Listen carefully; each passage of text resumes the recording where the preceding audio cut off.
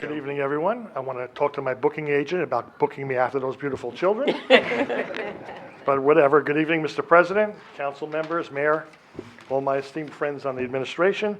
My annual visit to you to try to give you a brief synopsis of what's going on at the Housing Authority over the past year and what we're looking forward to do come the future 12 months. There is a boring piece of documentation that should have been distributed to you by the clerk's office, which is the financial audit of the Housing Authority for the period that ended December 31st of 2018. Fortunately, the Housing Authority is in very sound financial position. We have roughly about $3 million in unrestricted assets, so we have a good bit of change to do some projects going forward. The audit provided with no findings, no recommendations, so a very clean audit. We're very happy with that. So we've met all our statutory requirements from the HUD's point of view, from DCA's point of view, and from the state's point of view. So we're pleased with that. Over the past year, we've had some significant progress and projects at some of the developments. Those of you who've had the opportunity to go around, hopefully, have noticed some exterior lighting and interior lighting, LEDs, motion sensor lighting and the like that we've done at all of the different sites. We've got a lot of positive feedback from the residents about how brighter it is and how much more secure and safe that they feel because of that. We did install new laundry equipment at all three of our facilities. And we went on to the smart card system, so no one has to be carrying around coins and quarters, and the residents don't have to drag quarters over there, and we don't have to pick them up. So that's a little helpful too for everybody. We did refurbish a few community kitchens, and we put some new bathroom vanities and water-saving faucets at our Glenwood development site. We did enhance all of our CCTV security systems at the two family sites. So we expanded it with some higher technology cameras now and added some additional cameras there. So we have a little bit more of a comfort level to see what's going on there and record what might happen if we need to go back and do a little research if there's any episodes that need us to follow up on. We did some area flooring in the senior building. If you ever get a chance to stop in there, we did a prototype on the second floor and the fourth floor. Take a look. We changed some styling there with carpeting and with tiling, and we got a very positive response. And of course, when you do something good like that, now the people on the third floor and the fifth floor want to know when they're going to get theirs. We'll get that part through too in the next budget, I'm sure. But that's worked out very well for us. Going forward, we have about $1 million planned in renovations, mainly at the Glenwood development site. Glenwood, as you may know, was the first and foremost site here in the city. It's built in 1972. Obviously our most challenging site because there's 40 units that's built on a postage stamp over there. They didn't really give much area room in that spot. Where they put that is, well, that's where they put it. And we have some significant issues there that we need to address. First and foremost, we have some exterior staircases that we're replacing now. Part of the project has already started. Some of them have deteriorated over time just from weather. The way the building is constructed, they're very exposed. So they get hit with all rain and ice and salt and snow and all of that. So we're ripping those out and installing new staircases there. Fortunately, for most of the units in that development, there's a front staircase and a back staircase. So as we demolish the front staircase, the residents still have access in and out of their apartment from a rear staircase. We do have one problem building there, building number 4, which for some reason was built with one staircase only. So there's no two means of egress there. So we're planning that out as to how we're going to address that. Fortunately, 4 residents live in that particular building, so it's the smallest occupied building, but it's going to be the biggest challenge in this particular rehabilitation work. But we'll get that part done for sure. Also, we're going to replace all the windows and the patio doors there. Most of them are original. They're the slider type of window you may be familiar with, where it's very difficult to install an air conditioner because the whole window slides over. You have to try to put it in, put plastic. It was a bad design from the get-go. We did a similar project about 3 years ago at Weaver Street, where we removed all of those windows and replaced them with double hungs, and that's actually worked out very, very well. And will say that most of the residents over there have more open windows now and use a lot less air conditioning than they did in the past because those windows are so much easier to deal with. So we'll do the same thing at Glenwood. And then we have an issue at our Chestnut Senior Building with a deterioration in a main sewer line underneath one of the wings there. It's just collapsed from whatever might have been weight, how it was built. We don't really know what the cause of it was. So there is about 80 feet of the main sewer line that is going to have to be removed and reinstalled. This will probably be one of the more challenging things the Housing Authority's done in a long period of time. It's the D-wing of the property, if you're familiar with it. It overshadows City Hall. You see it every day. There's 26 residents that live in this particular wing. So when we start the demolition project, there will be no sewer line. So no one will live there without a sewer. So there'll be 26 families. If anybody has a spare room, I'd like to know about it now, if I could. But we will have to do something in regards to relocating these folks, whether they can go stay with family, whether we're going to have to relocate them to some facility in the meantime. It's probably going to be a good 10 to 15 days is the best estimate we have now from the remediation people. So it's not going to be pleasant. It's going to be difficult, and we're going to do everything we can to make everybody as easy and as comfortable as we can to make it happen, with helping them move, providing them with food, whatever we need to do to make it less unfortunate for them. But there's no way that we should continue going forward without ripping up that sewer line. And unfortunately, the way it was built, it's built through the main hallway on the first floor. It's under about 36 inches of concrete. So all the concrete has to be dug out, all of that has to go. There has to be, all the rooms, floors have to be sealed with plastic. There have to be air purifiers there. It's going to be very involved. But at the end of the day, it'll be a wonderful project. They're all great at the end of the day, but not when they're going on. So we're dealing with that. And then going forward, outside of the Housing Authority, you know we serve as your contract administrator for your CDBG grants, and we handle that process every year, and I know the city clerk's office is very happy that we handle that project for them, and we're just in that cycle now when the new applications are due to the county.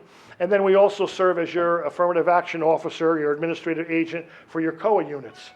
So when you have affordable units that come online, the Housing Authority does the eligibility screening for you and markets those units to the property owner so that we can assure that the city gets credit for the COA units that are being occupied.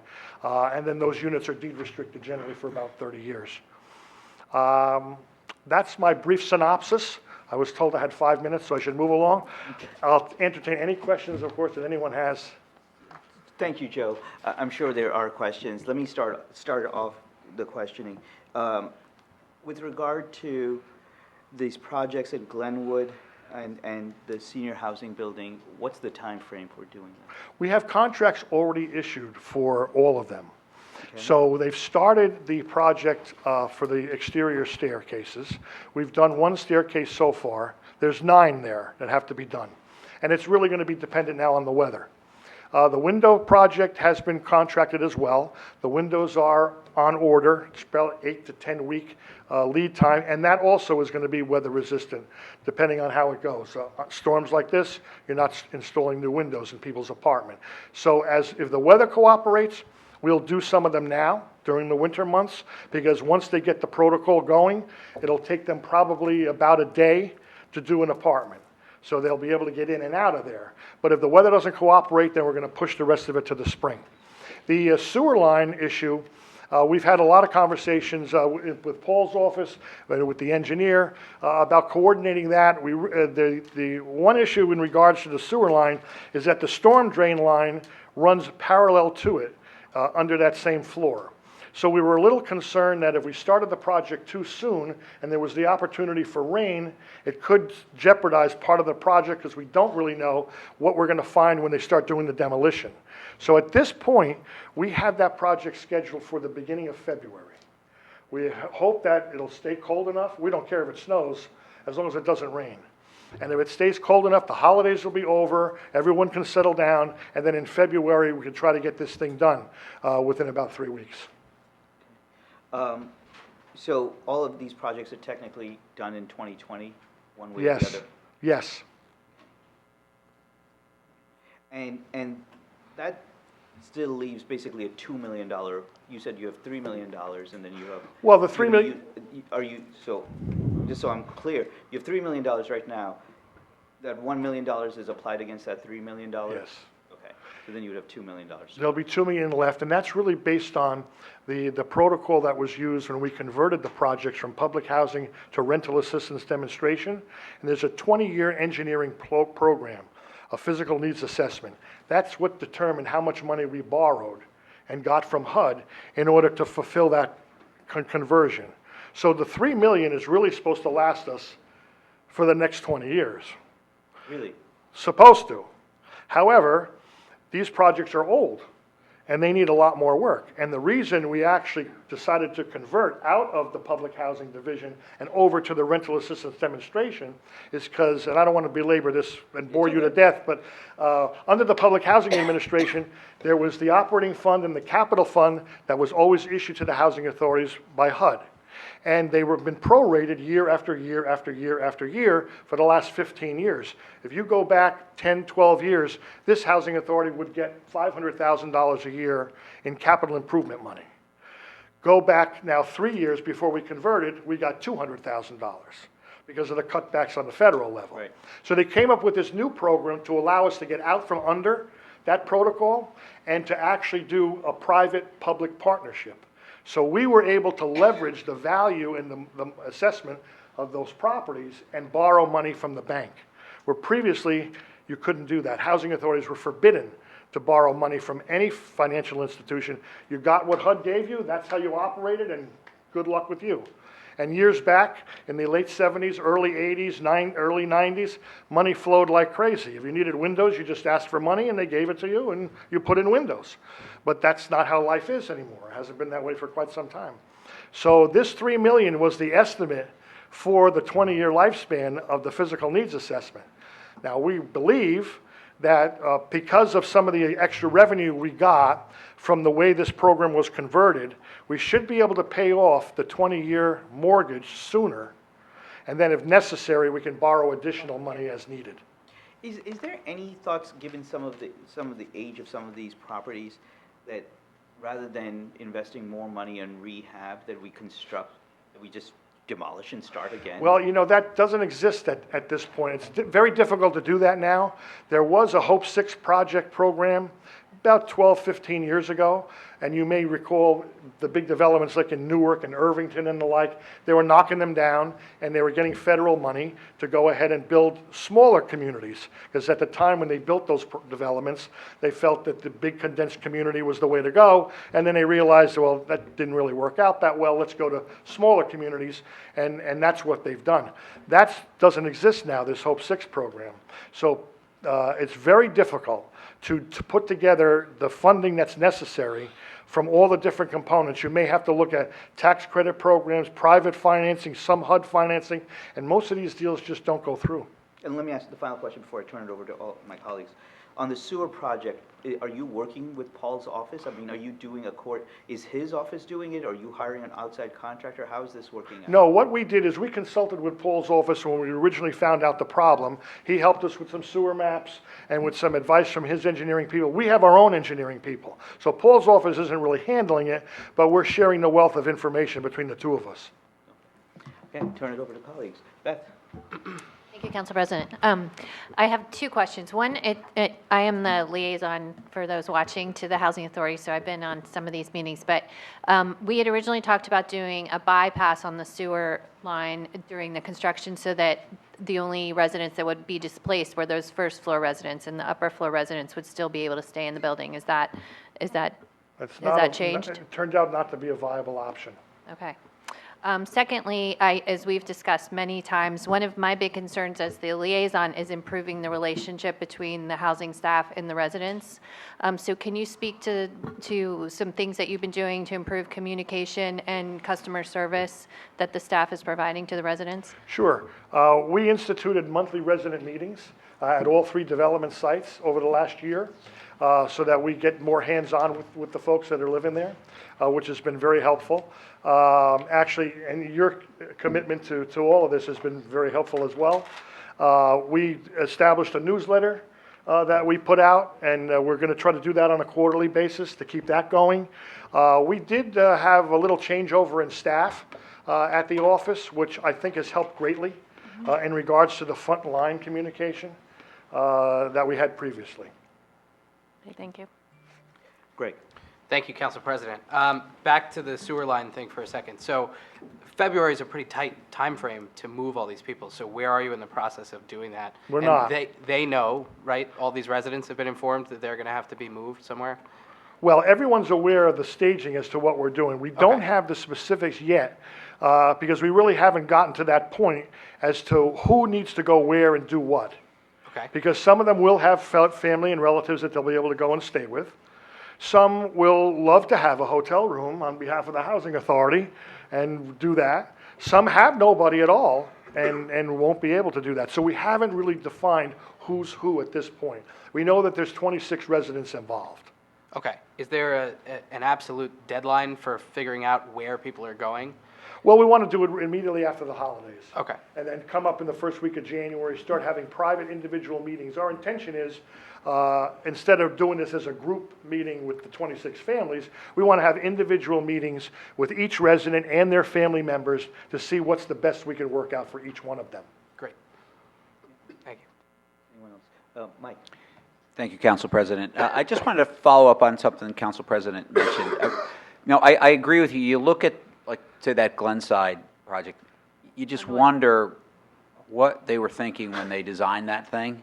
I don't know whether it was money or short, but, the outdoor staircases, the way the windows are, it's just not really forward-thinking around that. But I worry because, at some stage, these things are just, become so prohibitive to maintain. And you're already saying that this is going on 40 years housing stock? 72, yeah. Yeah, so these are getting old. Yeah. And it's going to be, maintenance is going to start to become a bigger and bigger and bigger issue. What are the options around this? I mean, it sounds like it's difficult, but does that mean like, at some stage, these things are not going to be viable to keep pouring money into? So what then, I guess, is my question. Well, Congressman, I think that's exactly where this is going. That's why HUD, I believe, came up with one of the better ideas they've had in a long time. Because if you've dealt with the bureaucracy, as most of you I'm sure have, they'll come up with a wonderful idea, and 3 years later they'll find out that didn't really work, let's try something else. Here, they came up with this rental assistance demonstration program to break us out of the declaration of trust that HUD had over us to prohibit us from borrowing money to make repairs like this.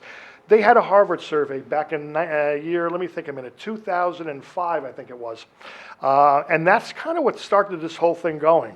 HUD, through this Harvard survey, found out that they were $35 billion in the hole to bring all the public housing units across the country up to today's standards.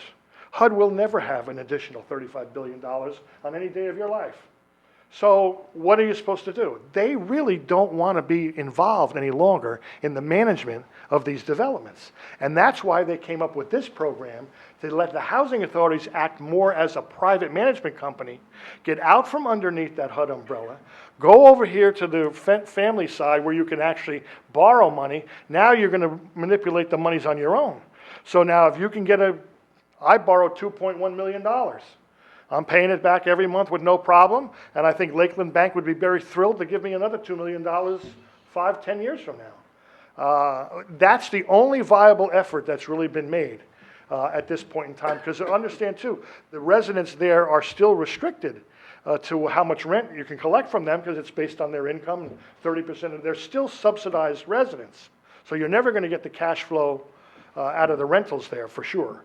And HUD knows they're never going to have enough money. That's why they went forward with this. There's 17 housing authorities here in New Jersey that took advantage of this rental assistance demonstration conversion. Fortunately, we were able to do so, and we were one of them. And that's really the way the future of this is looking.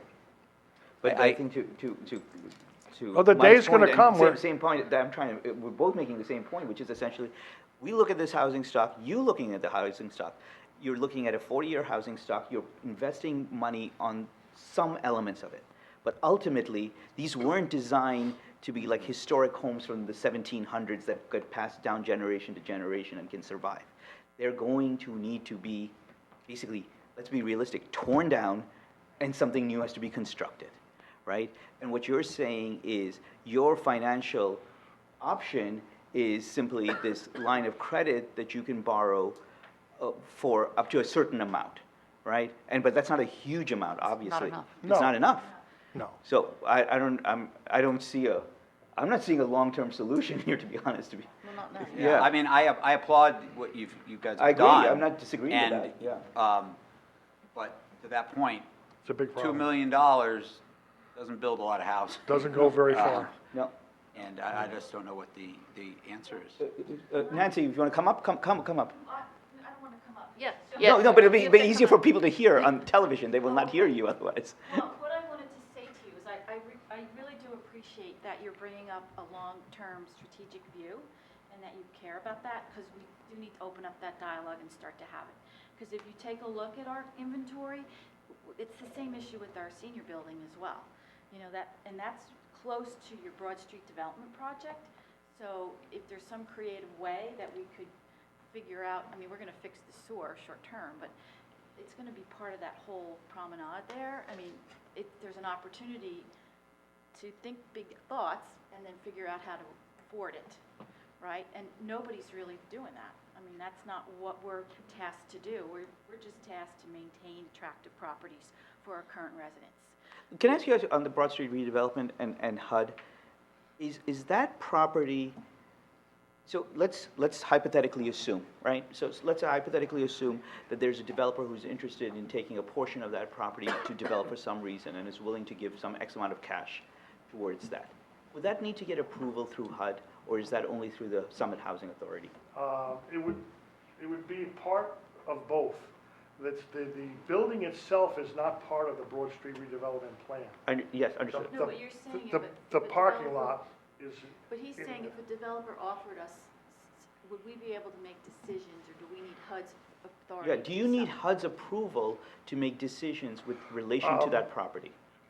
We don't actually need their approval. We would be able to make those decisions on our own. We would need consultation with them because the funding to assist the seniors that live there is based on that development. So there would have to be some discussions about what happens to the project-based vouchers that are there and could HUD convert them to tenant-based vouchers? Because right now, the way the program works, that building is subsidized because you live in it. If you leave that property, you don't have a subsidy to take with you. A new person goes into that property with the subsidy that HUD provides. Now, if HUD would be willing, and they may or may not, and I don't know how open they are to any of the conversation, we would generally have it with them, they would have to convert the funding mechanism from project-based to tenant-based, so that the tenants would be able to take a subsidy with them out of the property if they needed to. This also leaves a void in the apartment that you have available that the tenant left. So how do they afford that property? So it's really the way the whole subsidy funding mechanism is designed. Well, I makes it an think issue. it's something that we want, that's a little more specific than we need to get to now. But what the question, the issue is, there are people in this dais who absolutely have considered, how can we think big and assist the senior housing throughout this whole development process, redevelopment process. The question is, what input does HUD have? And we'll figure that out if and when we get there. Right. But I just want to assure you that we have talked about what can we do. We understand that all this housing stock needs some work long-term, and we definitely want to continue this dialogue and make sure that we are focused on the future of these houses. Okay. One second. Susan, you have a question. Yes, so pleased to meet you, and I look forward to meeting with you personally Great. to answer like the 1,000 questions that are rolling through my head, and I won't bore my colleagues with them right now, but two concerns I want to raise about the timing that you've just shared with us about your 26 residents and your honesty about not having an idea of what's going to happen with that. And so I look forward to hearing more about how that is going to roll out to make sure all of the 26 who are affected will have an opportunity to know what's happening, because I did have the pleasure of filling in for Beth as the liaison, meeting the seniors over there, who are just a really vibrant group, very interested in making sure that their well-being is heard and addressed. And so I know not knowing is probably the worst thing that can happen with folks. So look forward to hearing more about that. And then what I didn't hear you talk about was Summit historically has had this huge waiting list. And I'd like to hear if you can spend a brief amount of time on how that's going, what's the waiting lists, and how that's improving, not improving. What's your thoughts about It's never improving. It's always pliable. Our waiting list is open. We accept applications from either families or seniors to this day. The average waiting period for a senior is about 1.5 to 2 years, based on the attrition in the property. And the average waiting period for a family unit is anywhere from 6 to 7 years. Yeah, we don't turn over the family property. And how does that compare to the other 17 housing authorities? Well, there's 82 housing authorities in the state. There were 17 that converted over to the RAD. Right, and I know you seem to be a big proponent of it, so I'm just Yeah. wondering if that's had any. The waiting period here is actually pretty moderate. I came from a much larger housing authority about 6 years ago, and we had 2,000 units of housing. We had a waiting list open for 30 days every 7 or 8 years, and the waiting period for seniors was anywhere from 5 to 8 years, and the waiting period for families was a good 12 to 15 years. Okay. Now, it was more of an urban area, candidly, and there was a terrific need in the area. We had, unfortunately, rock concert status during the days prior to opening up the waiting list, where there were police lines and barricades and 1,000 people on the street Yes, waiting to get an application. So I'm really happy we don't have that. We don't have that happening here. We're in- blessed a little in bit from that Summit. respect. But then again, our housing stock is limited. You have 200 units of housing, and you have a need, and more than you have. And every authority that I've ever dealt with has the same issues. There's a bigger need than we all have. Thank you. Thank you. Okay, is there anyone from the public that has any questions that they would like to ask? This is the opportunity right now. Okay. Any further discussion or questions? Well, we thank you for coming in, Joe. Thank you, Nancy, for coming in. My pleasure. This is let me just say, for all of us, and I want to also acknowledge Beth's contribution, who has done the last 2 years, has served as liaison and does an excellent job on behalf of the city and residents in speaking up for the needs of residents in these various units.